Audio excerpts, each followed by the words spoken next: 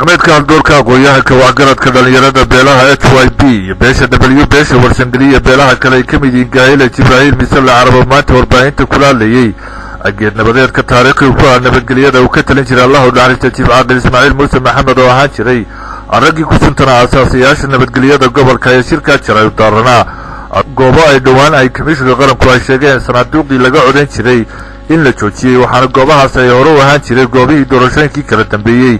ee ka dhacay dalka laga codayn jiray waxaana dhammaan madax dhaqameedkaas ay sheegeen haddii ay xukuumadda iyo komishinku ay arrintaasi tallaabo ka qaadi waayaan in ay doorashadaasi ay qaadici doonaan waxaana wax kale ay taageereen baaqii ay dhammaan ay soo saareen madax dhaqameedka iyo aqoon-yahanka gobolka Togdheer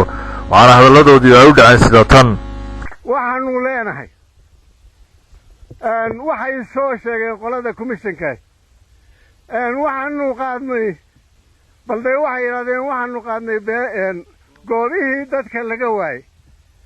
waar ma boosta erigaabaa dad laga waayay ma la foolaa dad laga waayay ma dawladda hoosaa dad laga waayay waanu garanaynaa waxa loo jeedo waxa weeyaan in yani maartay doorashada in dhinac la mariyo haddaan madaxweynuhu cadaaladda dib ugu noqon oo aanu dadka isagoo hoggaana isagoo madaxweynaha haddii aanu cadaaladda dib u eegin oo sharciga sanaaduuqda ku fadhiyin aanu ku salayn wax doorasho ah oo gobolka ka dhacaya ma jiraan ma garan karno sababta lagu saleeyay inay sidan u dhacdo waxaanuna qabnaa inay mid dhannaga ah ay tahay sidaa daraaddeed ma taageersaninin doorashada wakhtigan ka dhacaysa goobahayaga sababtoo ah waxaa naga maqan 50% waxaanuna ku raacsannahay guddoomiyaha beesha Habaryoonis ee Tala iyo Tawfiiq doorasho ka dhacaysa waanu anagu ka qayb gelaynaa ma jirto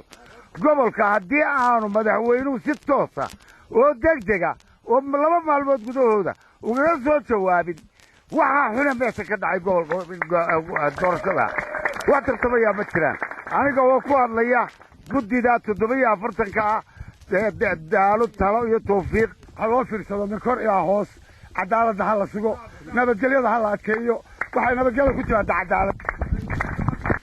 waxaanu ku codsanaynaa oo aanu meel walba gaarsiinaynaa komishanka madaxweynaha haddii wixii xuquuq loo lahaa aanu lahayn la joojiyey annana waxaanu xaq u lahayn baanu joojinaynaa wax doorasho oo ka dhacaysaana ma jiro sanaag dhammaantood inaanu qaadacno kuraas iyo doorashada sababtoo ah waxaa nala ka qaaday wixii aanu xaq u lahayn baa nala ka qaaday sidaa anigoo ku hadlaya beesha warsangeli ee gobolada sanaag ee bari Ali Aadan Daahir telefishinka caalamiga ee Home Cable TV magaalada Ceergabo.